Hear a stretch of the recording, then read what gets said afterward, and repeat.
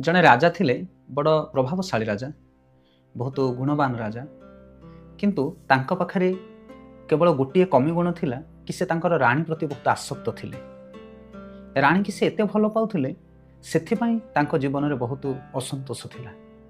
राजांकर एई अभाव गुण विषय रे तांकर कुलगुरु बुझी पारथिले, तेणु से राजा को ए दुखर निवृत्ति पाई गोटे सुंदर उपाय देले।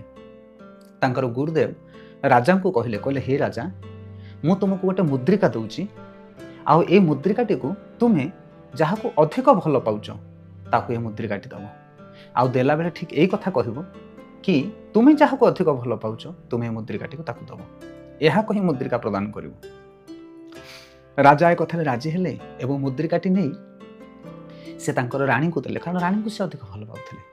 आउ तापरे राणी को कहले कि राणी तुम्हें मुद्रिकाटी निज पाखे रखिबनी, तुम्हें जहाँ को प्राण ठार अधिक भल पाओ ताकू ए मुद्रिकाटी दब। किंतु दुखर कथा राजा सिना एते भल पाउथिले राणी को, किंतु राणी भल पाउ नथिले राजा को। राणी भल पाउथिले तांको मने मने जने घोड़ाशालार युवक को, आउ तापरे सेई राणी घोड़ाशालार से युवक को से मुद्रिकाटी परदिन प्रदान कले एवं देला बेले कहले कि तुम्हें जहाँ को अधिक भल पाउच ए मुद्रिकाटी ताकू दब। दुखर कथा राणी सिना भल पाउथिले घोड़ाशाला युवक को, किंतु घोड़ाशाला युवक राणी को भल पाउ नथिले। से युवकटी भल पाउथिले राजांकर जने दासी को, आउ से युवक जनक ता परदिन से नहीं कि से दासी को मुद्रिकाटी देले एवं देला बेले यही कथा कहले कि तुम्हें जहाँ को अधिक भल पाउच ए मुद्रिकाटी ताकू दब। तापरे से दासी जनक चिंता कला, मु काहाकू देबी मुद्रिकाटी। आ प्रकृत रे से राजा को ही अधिक भल पाउथिला, कारण तार धर्म थिला राजांकर सेवा करवा, से राजांकर दासी थिला। सेथिपई से मुद्रिकाटी नहीं ता परदिन संध्या बेले राजा को प्रदान कला एवं राजा जिते मुद्रिकाटी पाइले से आश्चर्यचकित हो गले, कहले अरे ये कौन, ए मुद्रिकाटी तो मु राणी को देइथिली, ये मुद्रिका दासी पाखु आसला केमिति। तापरे से गुप्तचर माध्यम रे ए जो भल पाइबार चक्र बिहू को से संधान कले और जानी पारले के भली भाव में किए काहाकू भल पाउछ।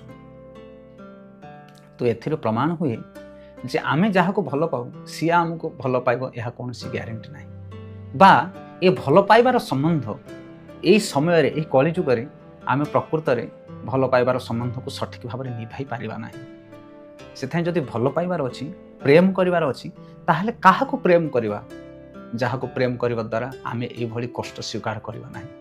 आपण माने जानि छथि काहाकू भल पाइले आम जीवन रे केबे कष्ट आसीबनी, आमे केबे जंत्रणा भोग करबानी। आम भल पाइबार प्रतिदिन से शत मात्रा रे आमको देबे किए से। जदि जानिया पय चाहछन ताहले परवर्ती वीडियो आमे देखिबा प्रकृत रे भल पाइबा काहा। हरे कृष्ण।